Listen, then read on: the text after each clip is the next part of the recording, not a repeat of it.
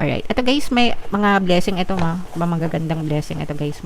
Parang bibigyan kayo ng chance ni universe na ma-bless ngayong season na to. Especially guys, kung lalabas kayo ng comfort zone nyo, magta-try kayo ng mga bagong bagay kasi yung iba sa inyo, meron kayong chance na lumabas ng comfort zone nyo. Ibig sabihin, trying new things, mag-experiment, magsusubok ng ibang mga bagay. Yung mga hindi nyo nagawa siguro dati or yung mga hindi nyo nagawa last year, yung mga pinagpaliban nyo, no? Pwede nyo siya ulit itry ngayon, and this time maaari na siya magdala ng blessing sa inyo.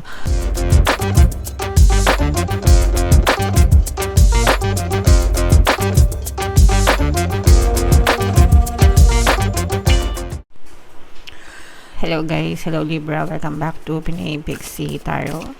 Ang pamagat ng episode natin for tonight is full moon kapalaran guys, para ngayong February to March para sa Libra, Sun, Moon, Rising sign and Venus. So yung ating full moon guys ngayong February ay sa February 1, tapos yung next na full moon naman natin ay sa March 3 mga kapiksi. So ang reading na to ay para sa period na yan, and ang pamagat ng ating full moon ay snow moon mga kapiksi. So, unahin natin tong deck na to. Ito yung moon message para sa inyo guys. Expect powerful change. No? I-expect nyo na may mga magaganda at malalaking pagbabago na ma-experience kayo as long as kayo mismo ay nagbabago. Remember guys, your 3D, your physical reality, yung sitwasyon nyo sa buhay, magbabago lang yan kapag nagbago kayo. Okay? Pero kapag wala kayong binago, patterns nyo, habits nyo, mindset nyo, perception nyo, paniniwala nyo, beliefs nyo, yan. Pag lahat yan, hindi nyo binabago, hindi rin magbabago buhay nyo. Kahit na ilang beses kayong manood ng tarot reading, kahit na magaganda yung napapanood nyo sa tarot reading guys, pero hindi naman kayo nagbabago, hindi din magbabago yung physical reality nyo. Kasi ang physical reality nyo palagi ay nakasalalay sa inyo, no? Hindi sa tarot reading. Yung tarot reading natin ay mga gabay lang na mga energies na napipick up natin sa mga cards. So, ang trabaho nyo para mag-manifest sa inyo yung mga magagandang reading ay i-align nyo yung sarili nyong energy dun sa energy ng reading para ma-experience nyo yung mga positive energies dito. Okay? Gets? Kapag wala kayong ginawa, nanood lang kayo, tas nakatunganga kayo, tas yung mindset nyo, same pa rin, habits nyo, same pa rin, perception nyo, same pa rin, wala talaga magbabago. Okay? So, kung gusto nyo magbago guys, eto kung gusto nyo ma-experience itong mga positive and mga magagandang pagbabago, simulan nyo ng baguhin, overhaul nyo yung buhay nyo mga kapiksi. Again, lahat yan. Mindset, habits, patterns, yung ugali nyo, yung ginagawa nyo, yung paniniwala nyo, perception nyo, lahat guys, overhaul nyo na from negative to positive. Okay? Attune to the moon, never mind the past. Life evolves every day. Yung past nyo, yung mga past habits nyo, kung mareklamo kayo, kung tamad kayo, kung wala kayong ginagawa, di ba? Lahat yon kalimutan nyo na and magbagong buhay kayo. Mga kapiksi, even yung mga experiences nyo, irrelevant na yon, no? Yung mga experiences nyo of the past guys, those are irrelevant. You just have to focus sa present nyo para mahulman nyo yung future nyo guys. Okay? Additional meaning nitong card na to, yes, 1,000 times yes mga kapiksi. So yes tayo sa lahat ng positive, yes sa pagbabago, yes sa pag-unlad, yes sa pag-asenso, yes sa pagyaman, yes sa kasaganaan, yes sa kalusugan, yes sa kasiyahan, sa kapayapaan. So yes guys, sabihin niyo yan multiple times in a day mga kapiksi. You're being shunted towards your life purpose. Ginagabayan kayo guys ng inyong mga gabay, no, sa tamang purpose ng buhay nyo. So you should go with the flow mga kapiksi. Whatever is happening right now is happening for your highest good. Lahat ng nangyayari sa inyo guys ay para sa inyo, whether it's positive or negative. Yung positive syempre, that's for you to cherish. Yung negative naman, that's for you to learn from, no? Ibig sabihin yung mga negative na na-experience nyo, kaya nyo siya nararanasan para matuto kayo dun. Okay? So, iwasan nyo na yung mga negative. Focus na sa positive, guys. Alright? Okay, so comment down below. Libra, if feeling nyo naka-resonate kayo dyan, mga kapiksi. So, shuffle natin to, guys. Hanapin natin yung energy ng Moon at saka yung energy ng Libra. Habang sinashuffle ko to, panoorin nyo muna yung video natin regarding sa ating paano mag-manifest ng abundance video course. Kapiksi, sawa ka na ba sa mga struggles at hirap sa buhay mo? Masipag ka ba at masikap sa buhay ngunit hindi ka pa rin umaasenso? Ilang beses ka na bang nag-attempt magnegosyo at mag-invest pero palagi ka pa rin nalulugi? Sa pagkakataon na ito ay maaaring may subconscious beliefs ka na nagiging balakid sa iyong pag-unlad at pagyaman. Introducing, paano mag-manifest ng abundance video course. Dito ay matututunan mong ma-overcome ang mga balakid mo para tuluyan ka ng umunlad, umasenso, sumagana, maging matagumpay, successful at maswerte sa iyong kabuhayan, pera, trabaho, negosyo, salapi at kaperahan ng bonggang-bongga. Dali, mag-send na ng email sa pinoypixitaro@gmail.com at simulan na ang iyong pagyaman ngayon. Alright, so sa lahat ng gusto mag-avail ng course, guys, meron tayong paano mag-manifest ng abundance video course, paano mawala ang third party at magkaroon ng harmonious na relationship, paano pabalikin si ex or vice breakup. Sa mga interesado, guys, mag-send lang kayo ng email sa pinoypixitaro@gmail.com. And sa mga naghahanap, guys, ng pampaswerte na lucky charms or lucky bracelet, aventuring tsaka citrine, guys, ito yung recommended ko. May makita kayong mga link sa description box. So, Libra, guys, kayo in-represent ng King of Swords. Ito yung ating moon energy, mga kapiksi. Meron ditong presence, guys, ng another earth sign, Capricorn, Taurus, Virgo. For some of you, maaring may earth element kayo sa inyong natal chart or you may be dealing with another earth sign. Ito, guys, unahin natin yung negative, no? For some of you, guys, parang dismayado kayo sa isang tao. Ito, guys, yung nakikita natin na earth sign, mga kapiksi. This can be your lover, this can be your friend, family member, or anak, pwede rin, mga kapiksi.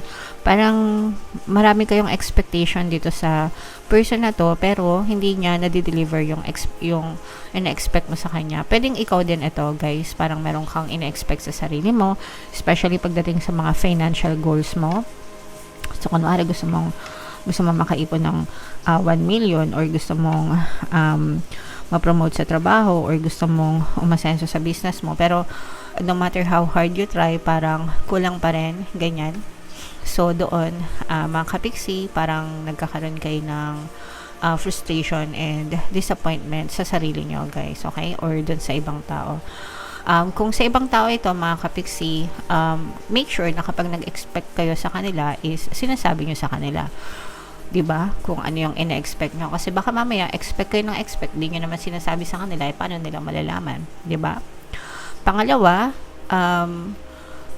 we shouldn't expect too much from other people, mga kapiksi, kasi baka mamaya hanggang ganun lang yung kaya talaga nila.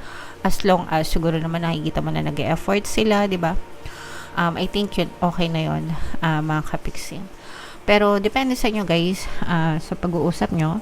So, kausapin nyo na lang siguro ng mabuti, pero wag natin ipilit, guys, kasi hindi naman talaga natin pwedeng ipilit or i-push yung mga bagay-bagay. Okay? Alright. Ito, guys, may mga blessing ito, magagandang blessing ito, guys. Parang bibigyan kayo ng chance ni universe na ma-bless ngayong season na to, especially, guys, kung lalabas kayo ng comfort zone nyo, magta-try kayo ng mga bagong bagay, kasi yung iba sa inyo, meron kayong chance na lumabas ng comfort zone nyo. Ibig sabihin, trying new things, mag-experiment, magsusubok ng ibang mga bagay. Yung mga hindi nyo nagawa siguro dati, or yung mga hindi nyo nagawa last year, yung mga pinagpaliban nyo, no? Pwede nyo siya ulit itry ngayon, and this time maaari na siya magdala ng blessings sa inyo.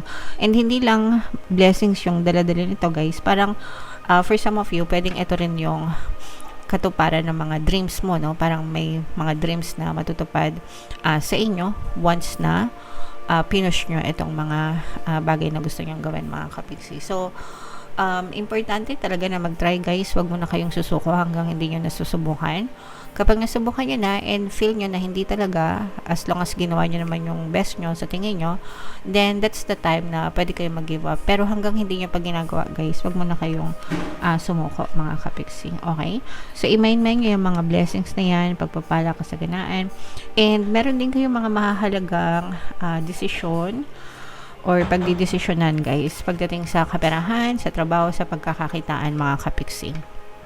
So, siguro ito ngayon, sinusubukan nyo ang paglabas ng comfort zone.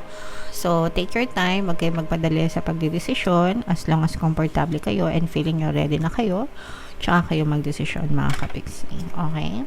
Alright. So, what else guys? Tingnan pa natin. So, dito guys, nakikita natin na maganda, tuloy-tuloy yung daloy ng pera sa inyo mga kapiksi. Hindi siya mabilisan na parang one day millionaire ganyan, pero consistent yung flow ng pera or abundance sa inyo. So, ibig sabihin, meron kayong regular source of income, may trabaho, may pinagkakitaan, may negosyo. And okay na yun guys, no? Okay na yun. Mga kapiksi, kung gusto natin sumagana, syempre kailangan din natin na masaganang effort sa buhay natin. Okay? And sa love guys, ganun din. Nakikita natin na maganda din yung romantic relationship nyo guys, especially kung bago-bago pa lang, nagliligawan, ganyan.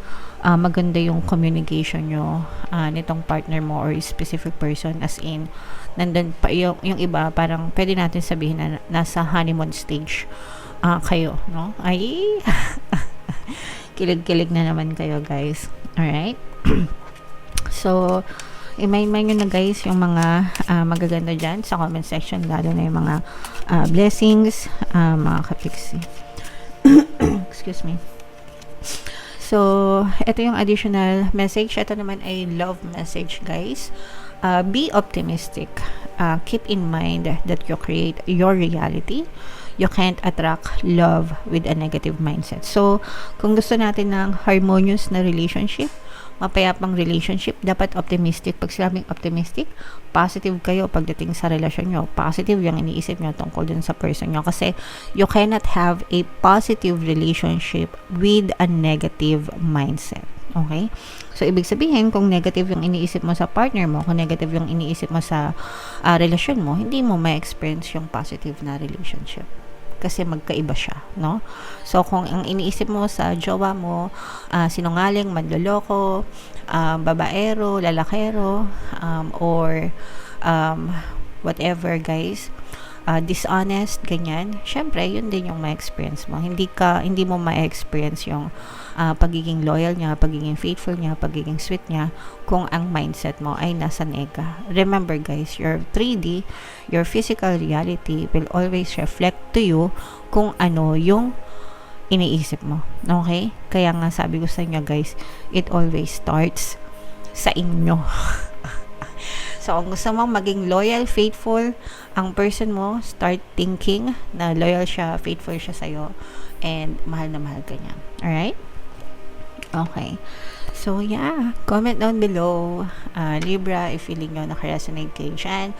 And, mind nyo na yan sa comment section.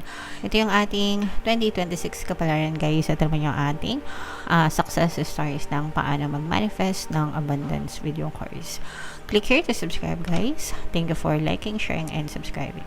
See you next time. I love you all. Have a nice day. Bye-bye.